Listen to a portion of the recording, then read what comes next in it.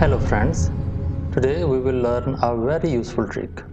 What if you write the abbreviation of any word and then press a single key, the full form of that word magically appears before your open eyes. For example, if I write UNO and then press a single key like this, the full form United Nations Organization appears. When I type IMF and then press a single key like this, International Monetary Fund, this appears before you. And sometimes we don't even remember the full form of some words like NASA and UNESCO, UNICEF. What if we type them and then hit a single key and all of a sudden their full form appears in Microsoft Word? So how would you do it? You need to do it for one time only. Just select the text, then go to Insert ribbon,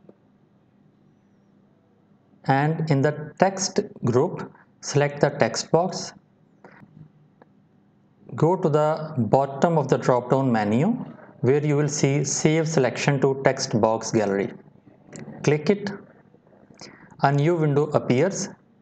In the name section, type the abbreviation NASA and click OK. And that's it. Now let's write the abbreviation and then press the magic key. For example, we have already written NASA. We delete this full form. After writing it, press single key. The full form appears. Now, what is the magic key?